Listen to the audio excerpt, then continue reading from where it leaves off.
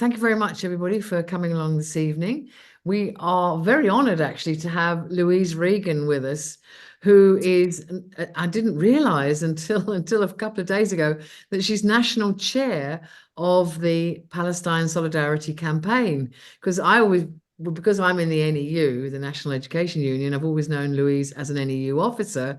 And I was astonished to find out that she not only teaches full time, is an NEU officer, but is national chair of the Palestine Solidarity Campaign. So we are very grateful to her for giving up her time to speak to us this evening. And she's just flown in from Chicago from a Labour Notes conference. So it was very, very good of her to come along and speak to our meeting today. So I'm not going to say any more. Louise is going to talk about what we as trade unionists can do to support Palestinians in occupied Palestine. And hopefully we'll also have a discussion on, what is the way forward to a lasting peace in Palestine? Is it a two-state solution, or is it something else? So I'm going to hand over to Louise now to talk for 15, 20 minutes. And then, of course, as usual, we'll open it up to the floor for contributions and questions. So over to you, Louise. No problem, and thank you very much for having me. It's lovely to be here again. I'm not familiar faces in the room because I have spoken to you before about specifically NEU things generally, but it's good to be here talking about Palestine and what trade unionists can be doing. Obviously, I'm assuming you don't particularly want me to go into the detail of what is happening currently, because I'm sure most of you are keeping check on that, and the horrific things that are happening to the people of Gaza. But what I would say is that if you're not aware, the situation in the West Bank is deteriorating rapidly. There's huge attacks on Palestinians living in the West Bank, quite a lot of incursions into refugee camps, and significant numbers of deaths by Israeli military going in and killing individuals. So, that is a real concern, really, and huge restrictions on Palestinian movement around, much even more significant than it already was. I mean, it was bad anyway. And I suppose the other thing I think it's important for you to remember, as trade unionists, we're workers, we're part of the working class, and we stand in solidarity with other workers.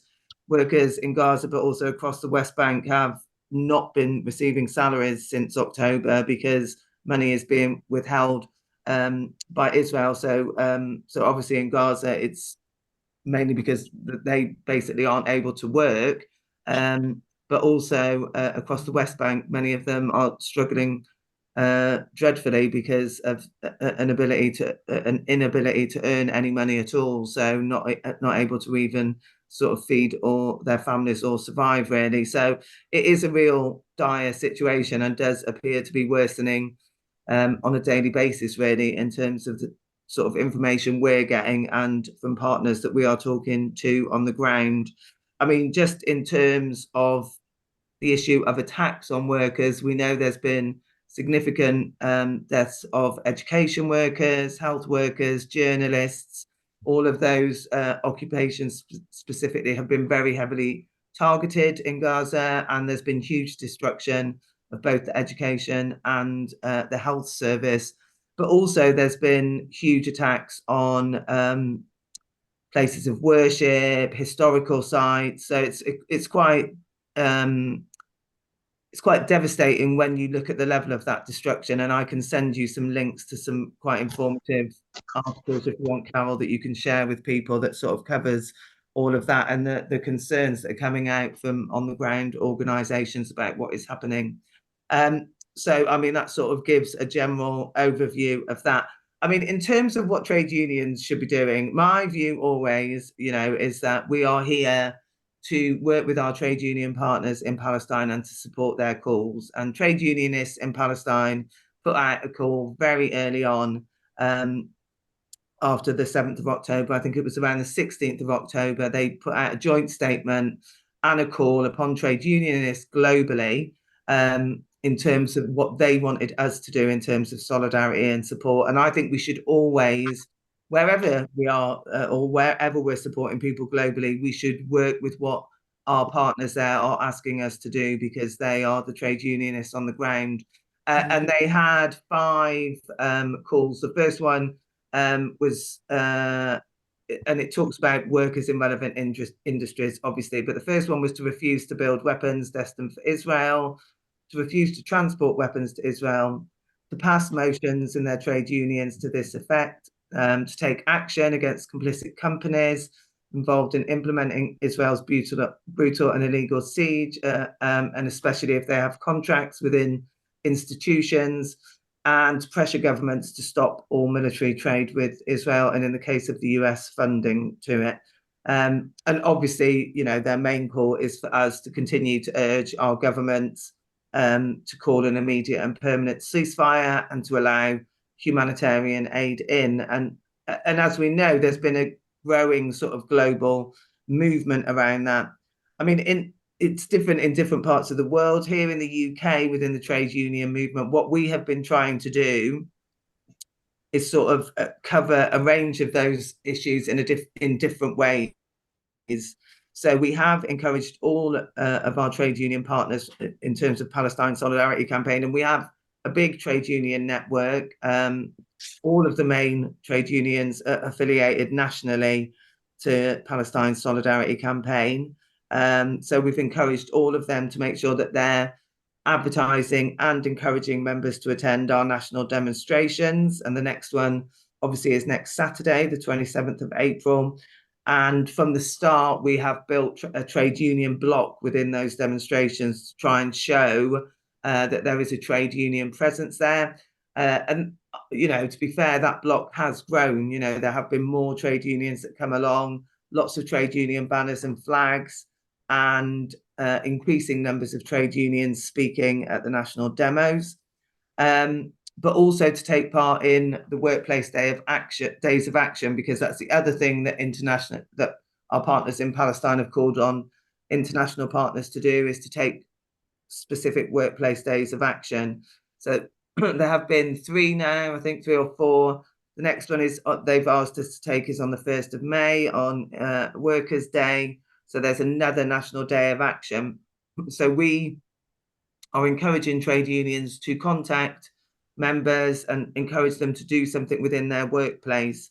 And it sort of varies what you get. So on the last workplace day of action, PCS did a huge amount of work, actually. So they organised up and down the country to have rallies in different cities where they had activists.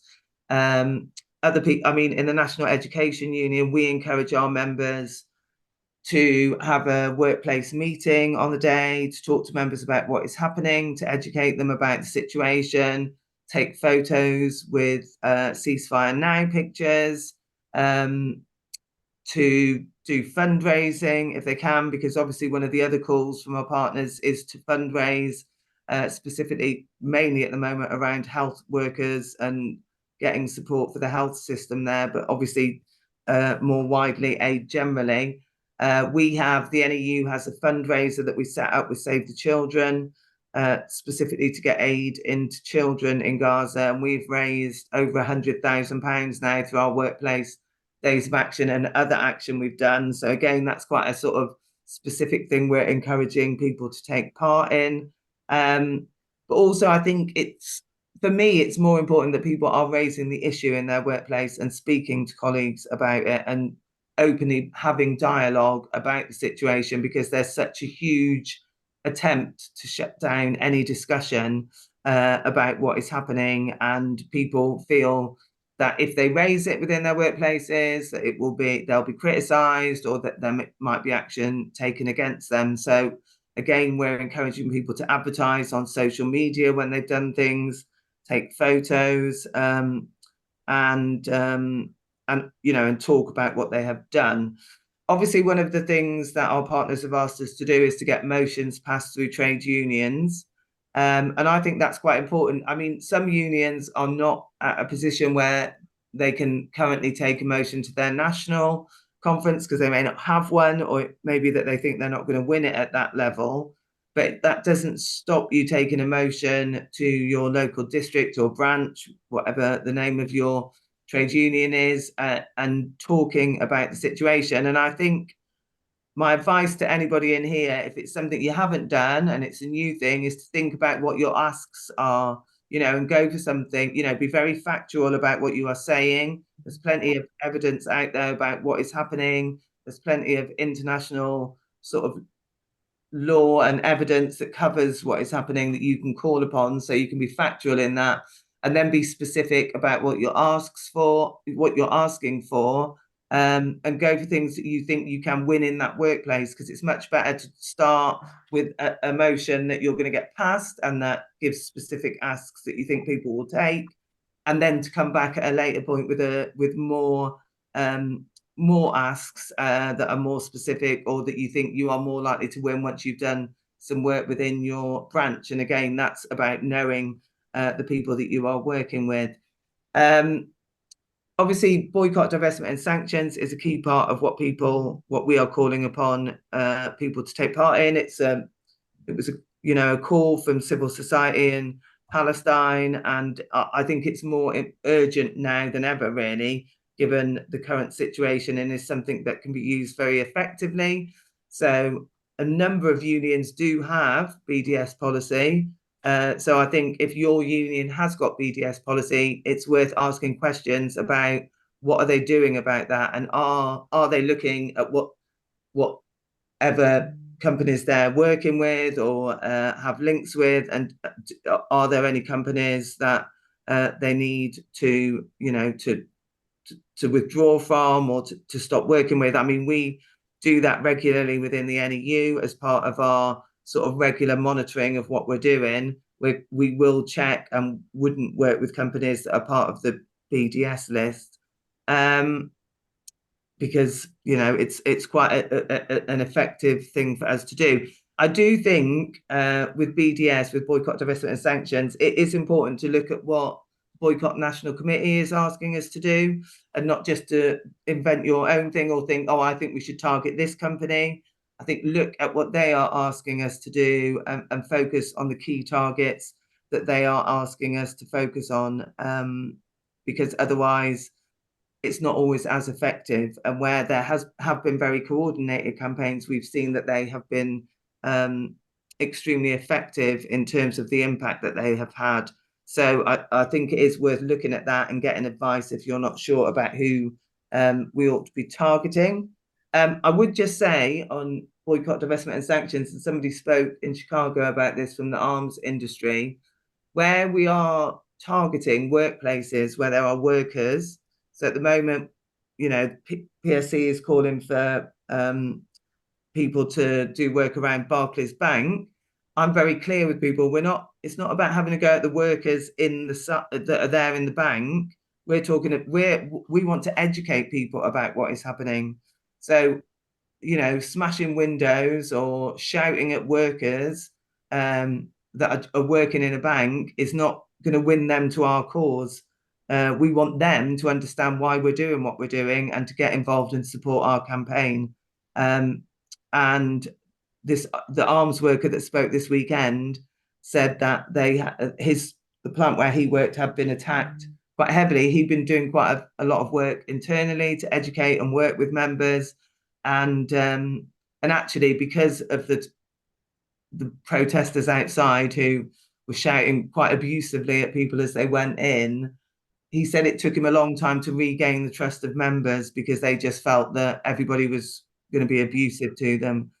So I think we just have to think about how we manage all of that, really. We are all workers. We want to work with the workers here to educate them and to win them over to our cause. I suppose the last thing I'll say, really, it's worth, for anybody who's in a trade union, linking up with Palestine Solidarity Campaign branches locally. We've got an increasing number of branches. They're very active, a lot of them doing a lot of good work around BDS, local demonstrations, local rallies, vigils, those sorts of things. And I think it is always worth getting involved with those as trade unions. PSP branches really support that, really welcome that and feel very supported when they've got trade unionists backing them. And then the final thing I'd say is, obviously, the Nakba demo is on the 18th of May. this year. So we would encourage all trade union branches to make sure that they get along to that, that they bring a delegation from their branch, bring trade union banners and flags, and just keep speaking about what is happening. That is the key for me, really, is to not allow yourself to be silenced, because there are huge attempts to silence us. So keep speaking about what is happening, be factual, think about language that you are using, but there is plenty of evidence about what is happening that we can use when we speak. And then the very final thing I will say is this, because I say this whenever I speak now. At some point, that our key demand obviously has to be a ceasefire and humanitarian aid. Nobody wants what is happening to continue. But once that ceasefire comes, because eventually at some point that will happen, we need people to stay involved in this campaign. This is something that has been going on for decades for Palestinians. This current assault is just one specific event in time. Palestinians have suffered for decades now. Our job as trade unionists is to really now take the fight forward and think about what are we going to continue to do to ensure that we get a lasting peace and justice for the Palestinian people. And I would just say, I know, Carol, you raised, what is the lasting solution, and is it a two-state? In PSC, we don't have a position on that. Our view is that the Palestinians, it's for them to determine what their, what peace will be for them, and how they get sort of justice. So what I would say, having been to Palestine a lot, is when people talk about a two-state solution, once you have been there, you can see that there is no state that could be formed because of the way that settlements have been built and land has been stolen from the Palestinians. So there are very small pockets of land that is split up and divided by settlements and by settler roads. So it would be very complicated. But equally, my view is, and PSC's view is, that it's for Palestinians to determine what the outcome for them would be, a peace for them. Yes. Yeah, I think we'd all agree that there's no way that we can sit here and dictate to Palestinians about how to solve their problems. I think what we're more concerned with is, what should our position be in England? What should we be encouraging among the English UK trade unions, for instance? Is a two-state, as you say, Louise, a two-state solution? If you've been there, you've seen it, you realise that's absolutely unworkable. So I think it's a question of persuading people to move away from that two-state, because they all say, oh yes, two-state solution, America, England, the trade unions, they all seem signed up to that, and it's not workable, as you said. So yes, absolutely, it's not our place to say, but it's also not our place to be backing something that's unworkable as well. So I think that's really, really important. I just wanted to ask you one question before. I've got two hands up already. About, you said the BDS, and you said just check with, what was the organization you said? Just check which companies we should be boycotting. It's the Boycott National Committee. Boycott National Committee. Yeah, if you just go on their website, we partner with them, but they have global partners that they work with, and they will look at specific targets. Now, that isn't to say that there aren't other things that you might do specifically. So for example, during Ramadan, a lot of here in Nottingham, a lot of our Muslim community boycotted certain dates. That's fine. That's a specific thing that they did at that point. But I think generally we should get behind the campaigns they're calling us to support, because all the evidence shows that when we do that, it's much more effective. Right. Okay. Right. Thanks very much. I've got three hands up already, so I'm going to bring Mike in now, and then Louise, hi, thanks for your introduction. I notice you didn't say anything about the union I'm in, Unite. You may be aware that there is a big silence at the top and a climate of fear amongst many of the people employed by Unite as officers and staff within the headquarters, and immense disquiet amongst a lot of the membership. There have been a few, not enough, Unite banners on national demonstrations, but I think we have a big problem. Would you like to say something about it and how you would advise us to deal with it? Thanks very much, Mike. A very pertinent question. Would you like me to bring Tony in as well? And then as well, okay, You want Tony? to take all three and then Okay, I'll bring Tony in. Yeah, thank you, Carol. I mean, I was one of the co-founders of PSC way back in 1982, and I resigned in 2022 when PSC dropped its opposition to Zionism in its constitution, which I think was a great mistake. We're now seeing what some of us, many of us feared, which is a repeat of the Nakba of 1947-8. If anything, it is much worse than the Nakba was at that time, just in terms of casualties, but in terms of the project of the present far-right government, and it has pretty much overwhelming support in Israel for the ethnic cleansing of Gaza. And we're seeing a war in the West Bank, as Louise said. I mean, I'm in contact with people in Jenin, which is in the north of the West Bank. I run a fundraiser for a children's centre there, and the situation is absolutely horrific. The centre is in danger of closing. There are bulldozers simply demolishing people's houses. People are thrown out of their houses. They're beaten up.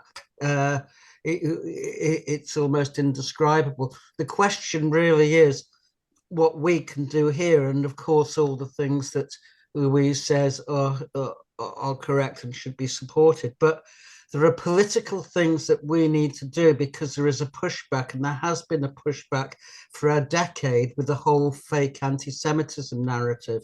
And that anti-Semitism narrative was used and is being used to undermine Palestine Solidarity.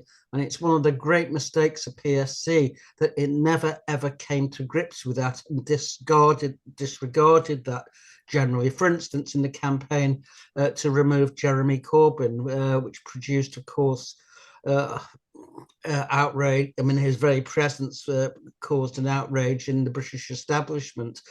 But the question is what we do here, what politically we demand, because PSC, as Louise says, has all these unions affiliated. But all the unions support two states.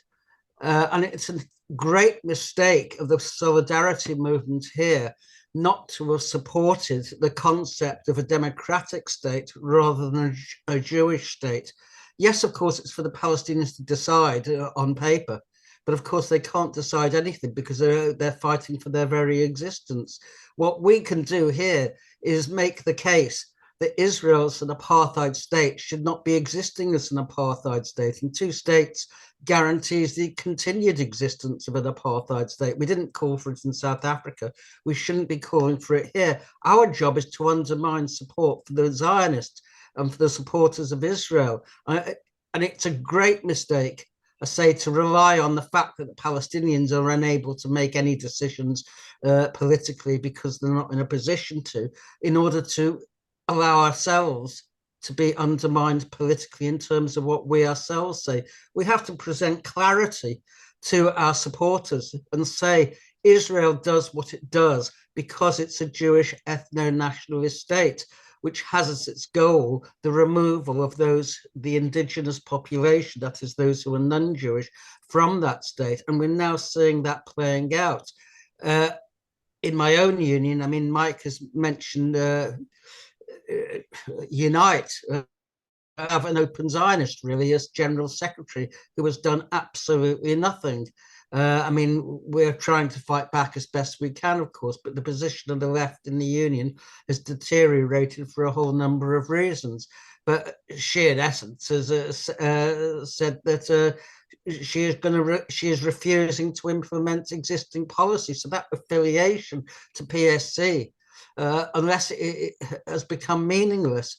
And that's the case with the GMB as well and other unions, because PSC has not made any demands upon those unions or presented them with anything coherent. And the most coherent thing that PSC can do, even at this late stage, is, given us Louise's outline that 2 states is impossible, to actually say that 2 states is not a viable, feasible solution, and that the only solution is one single democratic state in Palestine. Of course, Palestinians are able to formulate their own demands, though in practice, Palestinians now do not have any illusions 2 states is possible either, but they don't have any forum for expressing their opinions, given that there are no elections, there is no sitting parliaments or legislative councils and so on. I mean, this is a desperate battle, and the Palestinians, let's be blunt, are losing that battle, although they're putting up a very fierce resistance. But yes, I mean, I don't disagree with much of what you say, Louise. The question is what we do about it, and simply picketing Barclays is not going to end what is happening in Gaza or indeed in the West Bank, because the main battle, let's be clear, is the British government is wholly in support of the United States. It goes along, its adopted policy is to follow the United States wherever it leads. And it has to be an open challenge. And when PSC has put on in the past people like Starmer, incidentally, on its own platforms, it gains absolutely nothing from this. PSC needs to have clear anti-Zionist politics that say what our intention and our objective is, because without that, we just put over a muddled message. Thank you. Thank you, Tony. I've got Steve Freeman. I'll bring Steve in now. Hey, Louise, thank you very much for your presentation, and I agree with the points that you made, and I also agree with what Mike and to some extent with what Tony said. I think there is so I'm partly going to emphasize what he said, but I'm going to come to a slightly different conclusion from it, okay? So I think it's easier for us to say, well, you know, who am I sitting here in South London telling the Palestinian people what to do? I mean, obviously that's ridiculous on one level. Or who am I sitting in Brighton to tell the Palestinian people what to do? So I understand that sentiment, and it's a good sentiment. But on the other hand, the fact of the matter is, it's not like there's no policy in this country.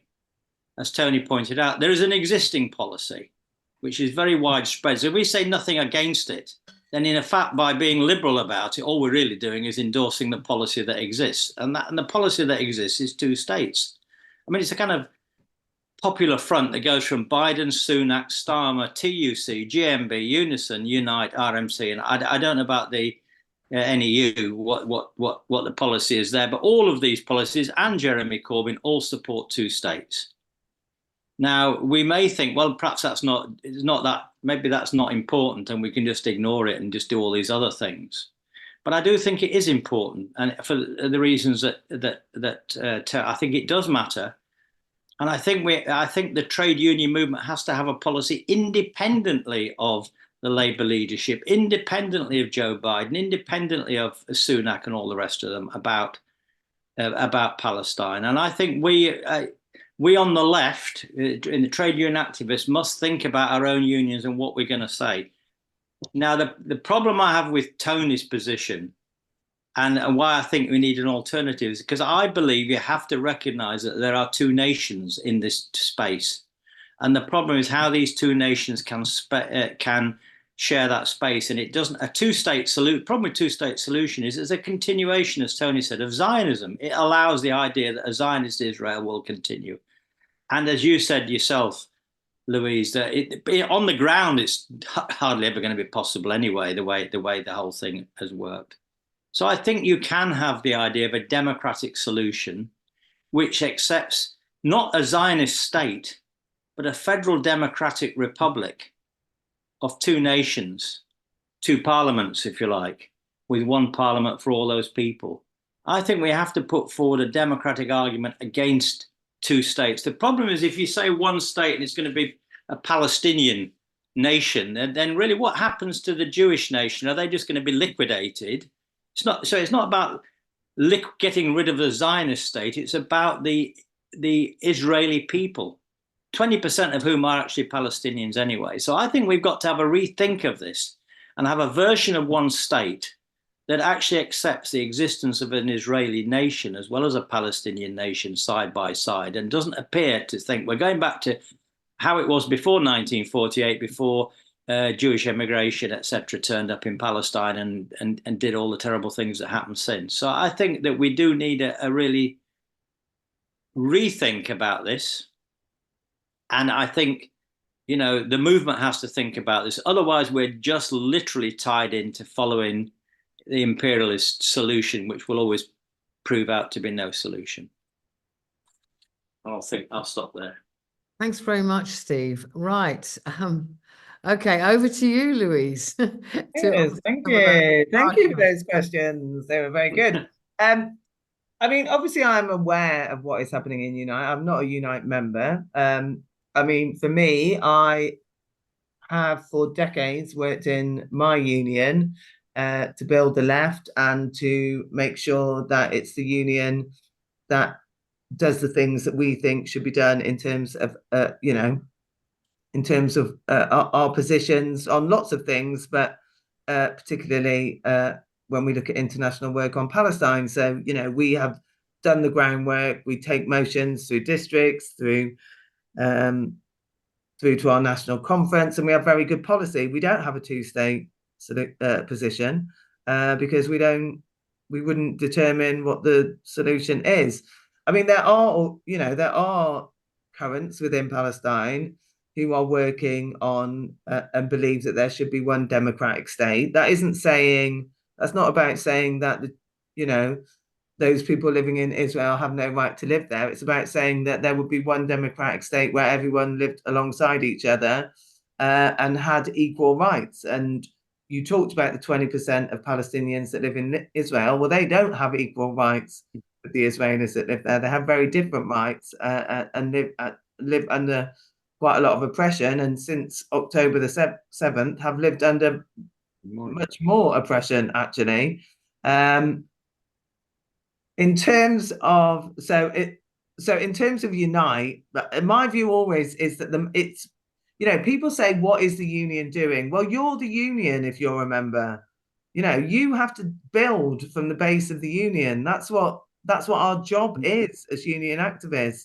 We can all sit and decry a leadership of a union, but actually we have to put things through and we have to fight for what we want as the base in the union. That's what, when I first joined my union, I had a row of old men in grey suits that sat on a top table and told me what I should do as a teacher. None of them taught. None of them knew what it was like being in a classroom at that time. So we built and we fought against our union and won the leadership. That's what you have to do. These things don't happen overnight. I get your points, Tony. Okay, we are fighting. All of us are fighting. I've been fighting for decades. We all have different views about how we have that fight, but we are fighting. But my advice to members in Unite who talk to me quite regularly is to build in your branches, take stuff through, take it through to your conference. That's your democratic body. And ultimately, if that doesn't happen, then you have to think about, well, where do we go with that? If they don't follow your union policy, you will have processes, I am sure, for raising that. So, that's my advice. And, ultimately people come up for election. Then you have to look at who do you elect? You elect people that are going to lead on the things that you think are important and that you want. Okay. So in terms of Tony's points, what can we do here? Well, we are doing quite a lot, I think.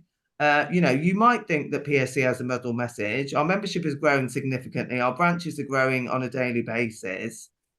People obviously feel that we are leading in some way. You have a different view to how we should be running PSC than we have. I mean, we're probably never going to agree on that. We do agree on the fact that Palestinians deserve justice, deserve freedom, deserve us to keep fighting for them, and that we should all keep being vocal. And I completely agree with you. There are huge attempts to silence us. Okay. And you have to make a choice, don't you? You have to decide where you stand on certain things, and then you have to then keep being vocal about that. And one of the things that I've learned, particularly within my own union, is that where you have educated people over a long period of time, where you've done a lot of work around this issue, those people continue to be vocal. So because we have had regular delegations, because we talk about this issue a lot, we have a lot of very confident members who will not be silenced. You know, they understand the situation and they talk about it. And that's why I think education within our unions is really important. It's really important to talk to people about the situation and explain what is happening and give them a good understanding so that they are able to go out and talk about it too. So, you know, I know we'll probably never agree, Tony, me and you, on what we should do about this. Ultimately, I think you have the Palestinians in your heart, as I do. That's the important factor for me. You know, we might want to go about it slightly differently. The important factor for me is my you know, what I have committed to do to my Palestinian friends is to continue forever until I get it, to fight for justice for them. And that is what I think you have committed to do. And that's the important factor for me. Absolutely, Louise. And I just bring myself in here. Yes, I totally agree with you. You have to fight from below, don't you? And to that end, I've actually sent out two motions that have been passed in two Unite branches, and I've sent them out to members. So we are encouraging what you're saying. We're encouraging people to work from below and to pass these motions and put pressure. And Tony's, I've sent out Tony's one as well, which actually I believe calls for the resignation or the somehow getting rid of Sharon Graham from Unite for the positions that she's taken. So yes, I've sent those motions out to our members, and they can use them or not, or change them, change the wording, whatever they want to do. As you said, it depends on your workplace and on your branch. You might want to change the wording, you might not, but anyway, it's a template. It's something you can start with and you can work with and change if you want to. So that obviously we need to encourage that, as you're saying, working from below, fighting from below. Tony's got his hand up again. Okay, Tony, I'll bring you in for a second bite of the cherry. Is that okay, Louise? I can bring Tony in again. Okay, Tony. I'm certainly not questioning Louise's commitment or a bona fides or anything else. Everything she says, I am sure, is in good faith. And I should also say that I'm an active member of Brighton PSC. So I don't want to see the solidarity movement weakened in any way, quite the contrary. However, the question is what we can do here and what message we put across. And part of the problem with PSC not adopting opposition to two states is it does make our message extremely unclear, because it assumes that Israel can become a normal state rather than an apartheid state. And yet the very concept of a Jewish state is inherently a racist one, because it's based on a particular religious ethnicity. And that therefore means those who are not part of that ethnicity are second, third, or worse class citizens. I mean, it was a concept of the French Revolution that all the members who exist and live in a territory were equal regardless of their religion. I mean, the whole idea of religious ethno-states was a feudal concept, and yet nothing is coming out from PSC which undermines that. And that is a real problem, because many union leaders, both sides this question, and they use the support for the two states in order to avoid the key question, which unfortunately PSC has done, of Zionism, the ideology which talks about a Jewish state to the exclusion of the indigenous population. We know the old saying, a land without a people for a people without a land. That was almost the foundational statement and belief of the Zionist movement. Of course, Palestinians are in a difficult position. They're not really able to formulate any policy because they have no forum with which to do that. Israel deliberately ensures that they're not allowed in. They have a quisling regime in Ramallah, which is operating as Israel's military subcontract. Even to this day, it does nothing, of course, to defend Palestinians. But if we put to unions, and we should have been doing this because time is now precious, because Israel is now on the rampage. It has Jewish neo-Nazis like Ben Gvir and Smotrich occupying key positions in the Israeli government. Netanyahu has no basic disagreement with them. People who are openly transferists, who want to get rid of the Palestinians altogether. And we see Biden and Sunak and the imperialist leaders also paying lip service to two states. Two states today is a smokescreen for the expulsion of the Palestinians. It always has been, but today I think that's more obvious than ever before. We know that when it comes to even a tame resolution at the United Nations calling for the admission of Palestine as a state, although I think that's meaningless, the United States still opposes that, and leaked cables show that in reality Biden is not in favor of two states, and in reality none of the Western leaders are. So what I'm saying is PSC needs to be able to offer clarity where there is confusion. At the moment, it isn't doing that. We have to say the existing constitutional setup, if you like, has to go. I mean, I won't enter into a debate with Steve Freeman about whether there is an Israeli Jewish nation. My own view is that there is not, and that Jews who are in Israel today, whether they like it or not, are Jewish Palestinians in the same way as white South Africans were white Africans, even though they didn't particularly consider themselves as such. But that was the reality. But today we face a horrendous situation in the middle of really what is a second Nakba. And the question is how we mobilize the support that we have. In terms of unite, I have no doubt that Sharon Graham will disaffiliate or move a disaffiliation of PSC at some stage. Everything she has said indicates that, in the same way she's frozen the affiliation of Stop the War Coalition. So I think PSC should be vocal and actually criticize her for her total inaction, and in particular her support for transferring weapons from this country to Israel in the middle of a genocide. PSC has a voice, but it actually isn't using it. And that's my suggestion to Louise, given her pivotal position in PSC. If you don't criticize Graham, she will certainly take action, because it's interesting that when she was elected, she was welcomed in her election by both the Campaign Against Anti-Semitism and Labour Against Anti-Semitism, two of the key players in the anti-Corbyn movement. Clearly, they knew more than what many of us did at the time.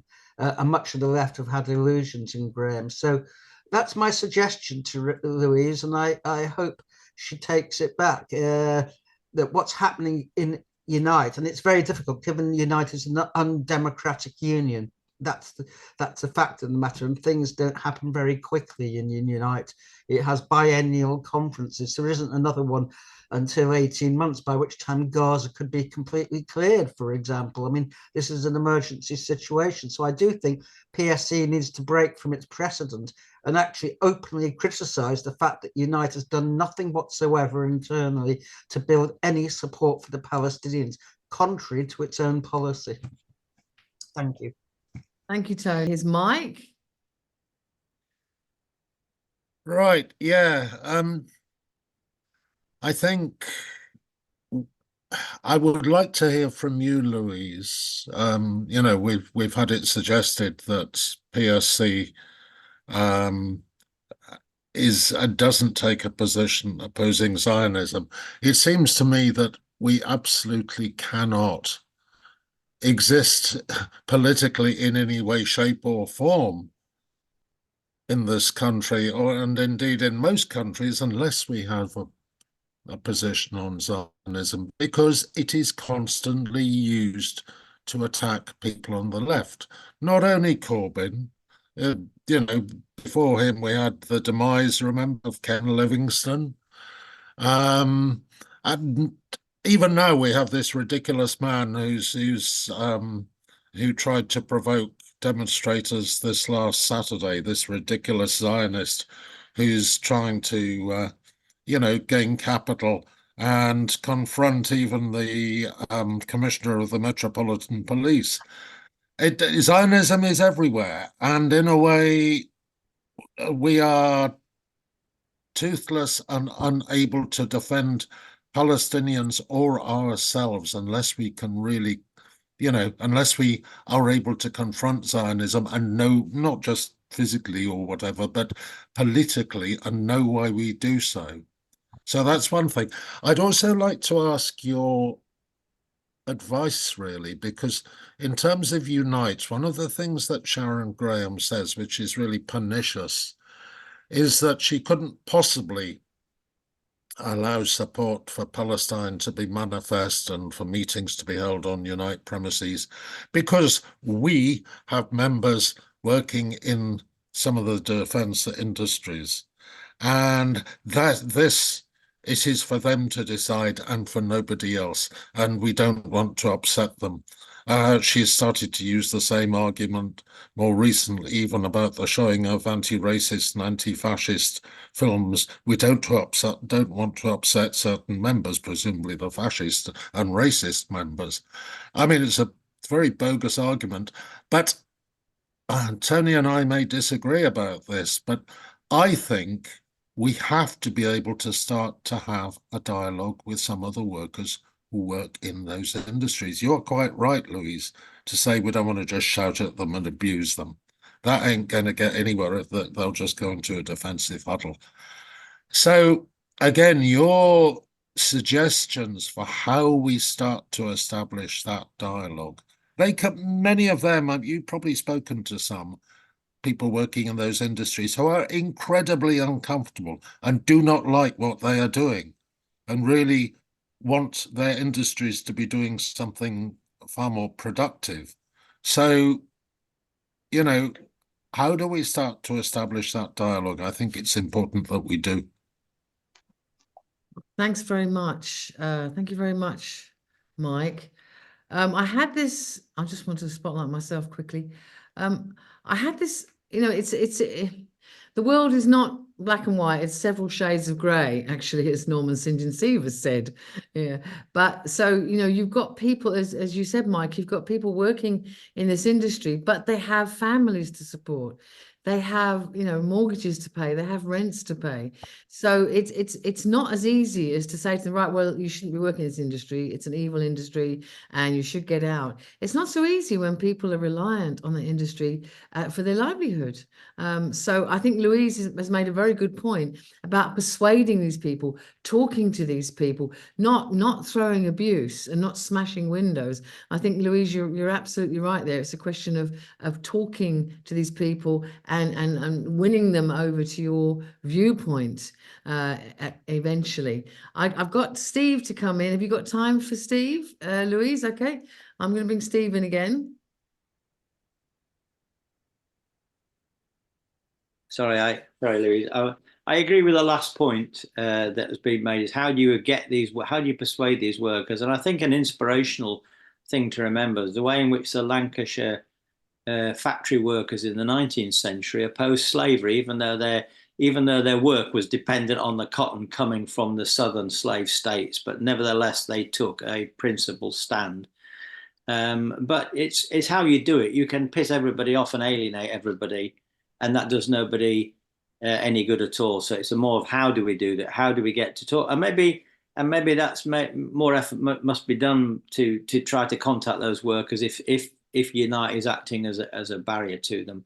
I mean, I don't know the reasons, Carol, why the PSC dropped its opposition to Zionism. There could have been some good reason, I don't know, some tactical reason or some reason, I don't know what it was. But if whatever it was, after October the 7th, it's probably the time when that position is reversed. Maybe that's the opportunity to reverse that. And maybe the discussion about two states would also be the moment when one could look at reversing that policy. Because I agree with Tony's point that by not having that in there, it leaves the movement open to challenge. And I don't know if you think that's the case. I think all of us, you, Tony, me, Mike, everybody that's spoken, Carol, we're all agreed that the Zionist state of Israel must be abolished.